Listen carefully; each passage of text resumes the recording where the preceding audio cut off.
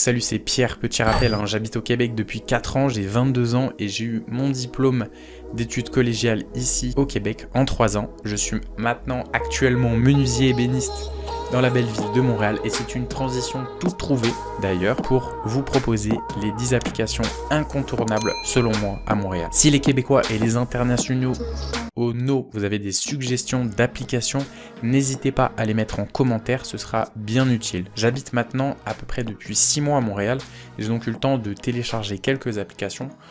Ouvre bien tes yeux et tes oreilles, on est parti pour mon top 10. Kijiji, c'est évidemment une plateforme qui permet de revendre tout article très facilement. Pour les Français, c'est totalement la même chose que le Bon Coin et pour les autres, je sais pas, je sais pas tout non plus. C'est une application qui est bien plus fiable que le Bon Coin parce que tu trouveras jamais des PS5 à 1000 $ et ce sont totalement des vrais iPhones qui sont à vendre. Bon, j'abuse peut-être un peu avec le Bon Coin, mais voilà, tranquille. À ne pas oublier que le marketplace de Facebook prend une grosse partie quand même du marché. Moi j'ai acheté donc mon iPhone 8 et l'iPhone 11 qui est en train actuellement de filmer cette vidéo. C'est quand même pas mal, oui, le marketplace, on va pas se le cacher, mais je tiens à préciser que Kijiji se défend très bien parce que j'ai acheté notamment ma Jeep et des pneus d'hiver. Bon, j'ai acheté ma première voiture, ça c'était ma bêtise à moi, c'était pas le meilleur achat. D'ailleurs, petit conseil, n'achetez pas de Jeep d'occasion, ça sert à rien, vraiment c'est de la merde. En résumé, c'est une application qui selon moi est très fiable, je vous mets quand même en garde de faire attention, je vous la conseille grandement. Prochaine application ? J'ai pas encore défini d'ordre pour les applications, mais Amigo Express, c'est une application qui selon moi est très utile, même si elle présente un gros point négatif, mais j'y reviendrai à la fin. Il est question d'une application de covoiturage, et je pense que c'est la plus fiable, parce que c'est la seule application au Québec. Ouais, je pense que c'est la seule, mais elle est vraiment très bien faite. Moi, je la conseille aussi totalement, absolument, à 90%. Je l'utilise généralement pour partir de Montréal, c'est-à-dire aller à Sherbrooke, Trois-Rivières, Québec. Moi, je vais à Victoriaville, etc.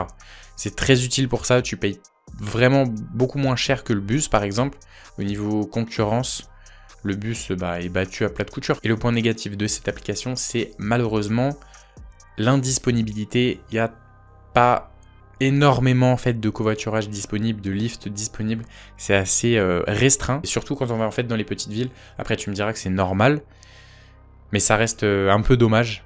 Il reste évidemment Facebook, qui est toujours un grand concurrent, j'ai l'impression, à tout le monde, parce qu'il y a notamment des groupes Facebook qui sont très prisés et très utiles, parce que les gens ils ont besoin de covoiturage. T'as une voiture et que tu voyages beaucoup au Québec, utilise ça, parce que tu te feras un petit peu d'argent, tu payeras ton essence, etc. Je vais tout te mettre évidemment dans la description, c'est-à-dire les applications, les liens Facebook. En retour, t'as juste à t'abonner, à mettre un petit commentaire pour le référencement.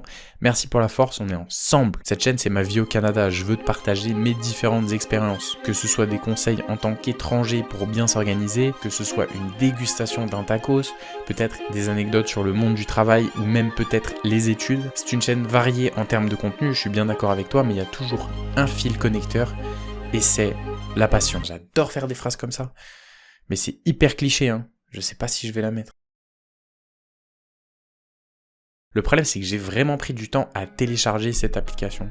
J'étais là comme un galérien sur le Google Maps iPhone, vous devez connaître, à zoomer pour essayer de trouver les horaires de bus.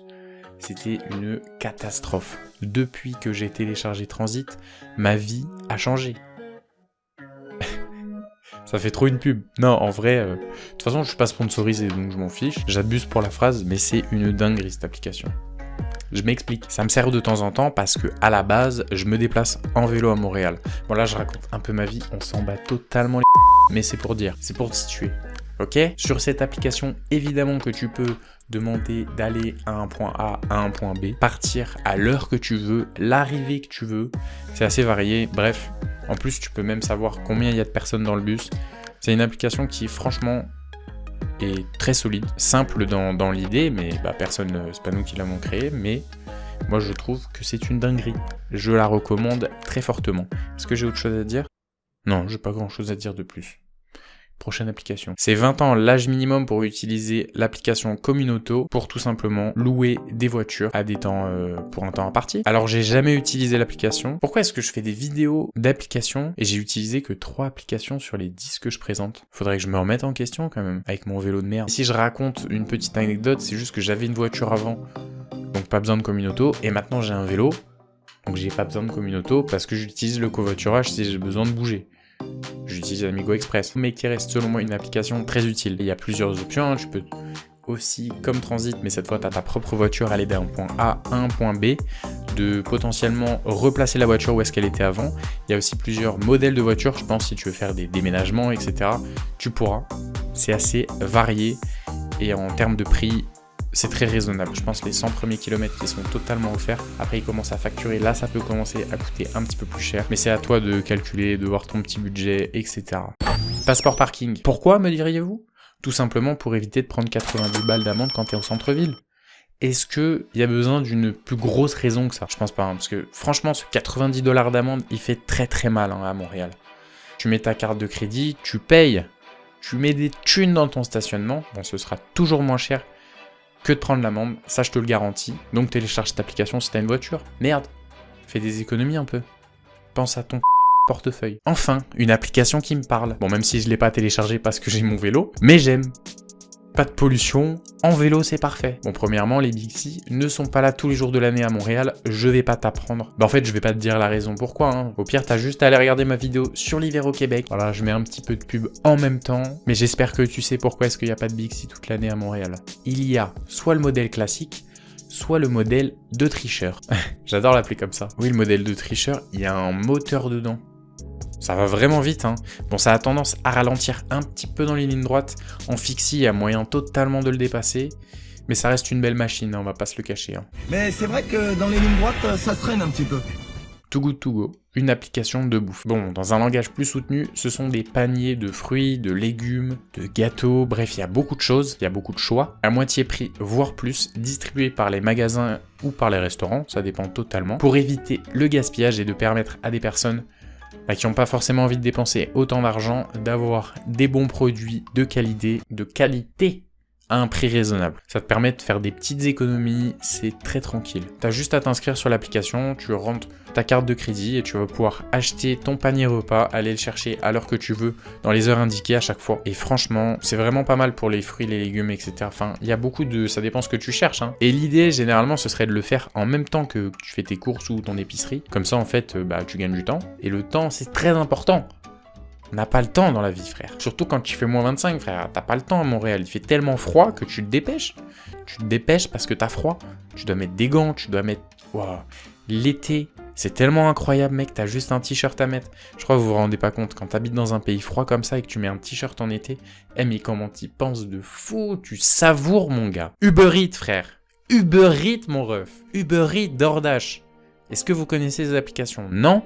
Dans quel monde vous vivez? C'est un commerce ce bordel. C'est une application de fou. Surtout à Montréal en hiver quand il fait moins 20 là.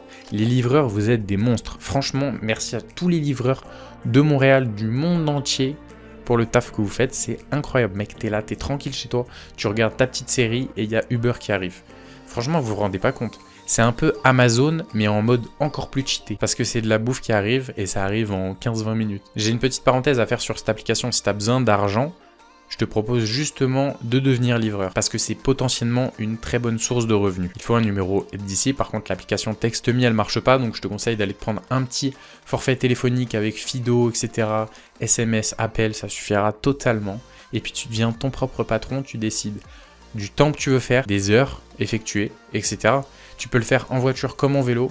Évidemment en voiture on est d'accord que c'est plus confortable, mais si tu le fais en vélo, t'es un monstre, tu deviens une machine de guerre, fit, et en plus tu gagnes des thunes. Que demander de plus? Pour finir en beauté, je pense que je vais parler de Citymapper. Citymapper qui est absolument la même chose que Transit. Pas d'originalité. Non bon en vrai, à quelques exceptions près, c'est la même idée que Transit, avec quelques fonctionnalités différentes. Pour ne pas dire qu'elle est meilleure, parce que c'est la concurrence, on est bien d'accord. Tu vas pouvoir choisir un itinéraire et il va te proposer tous les types de transports possibles, c'est-à-dire le bus, le métro, à pied, en vélo, etc. En plus, il te calcule même ton nombre de calories dépensées si tu vas à pied ou en vélo. Ça peut être assez motivant si tu as des petits objectifs de perte de poids. Et la dernière chose, c'est qu'il te dit même où te placer dans la rame de métro pour pouvoir descendre et accéder à la sortie le plus rapidement possible. Pourquoi? Je vous rappelle qu'on n'a pas le temps. Hein. Quand il fait moins 25, t'as pas le temps, tu veux rentrer chez toi. Hein. Le moins 25, tu l'assumes pas au Québec. C'était mon top 10 des applications à Montréal. J'avais pas vraiment fait de classement, je te dirais que mon top 3, c'est probablement Uber Eats, Transit et Amigo Express. Voilà, mets-moi ton commentaire pour le classement de tes meilleures applications. Je vous remercie d'avoir regardé la vidéo, c'était Pierrot chez les Quêtes. On se retrouve incessamment sous peu, prenez soin de vous.